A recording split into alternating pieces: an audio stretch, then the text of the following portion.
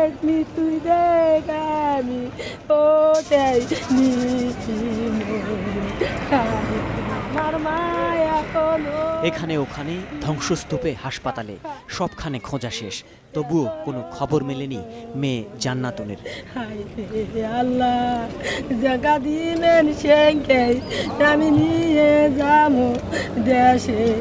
মা হাজিরন তবুও আশায় আশায় ঘুরছেন সাভার ট্র্যাজেডির পথে পথে।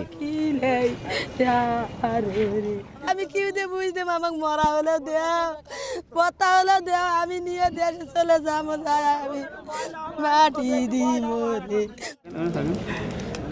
রাস্তায় রাস্তায় তখন শুধু ছবির মিছিল, হারানো স্বজনের ছবি হাতে নিয়ে একে ওকে দেখাচ্ছেন যদি সন্ধান মেলে। আহত নিহতের সন্ধান মিলেছে যত, মেলেনি তার চেয়ে আরো বহুগুণ।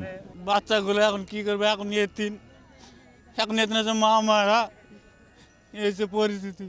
আমার দুটো বাচ্চা নিয়ে আমার আর কিনা দেখবি কিনা খাও, আমি তার লাশও পাচ্ছি না, কোথায় খুঁজে পাই না।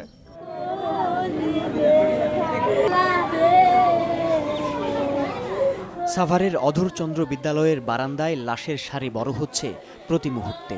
হাজার হাজার মানুষ আসছেন, খুঁজে খুঁজে দেখছেন, তবুও যেন চেনা যাচ্ছে না আপনজনের মুখ।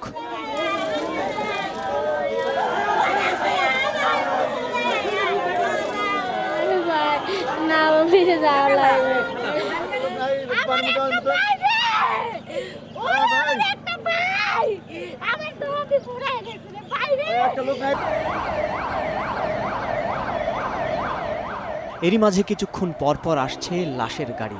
একটি মরদেহের পেছনে ছুটছেন অসংখ্য মানুষ, আর নিহতদের মধ্যে নারীর সংখ্যাই বেশি। পোশাক শিল্প সহ দেশের কলকারখানাগুলোতে অগ্নিকাণ্ড আর ভবন ধস যেন বাৎসরিক রুটিনে পরিণত হয়েছে। এই তো বছর 7 আগেই সাভারের স্পেকট্রাম গার্মেন্টস ধসে প্রাণ হারিয়েছিলেন 76 জন, আর মাত্র কয়েক মাস আগেই আশুলিয়ার তাজরিফ ফ্যাশনস কারখানায় প্রাণ হারালেন 114 জন। আর এবার সাভারের রানা প্লাজা ধসে নিহতের যে সংখ্যা তা ছাড়িয়ে গেছে আগের সব সংখ্যাকে। এভাবে বছর বছর এক একটি ঘটনা ছাড়িয়ে যায় আরেকটি ঘটনাকে, গঠিত হয় কিছু তদন্ত কমিটি আর দেয়া হয় কিছু ক্ষতিপূরণ। কিন্তু অকালেই বিনা দোষে যে মানুষগুলোর প্রাণ বছর বছর ঝরে যাচ্ছে, তার জবাব কি? মাকসুদুল নবী, চ্যানেল 24, সাভার, ঢাকা।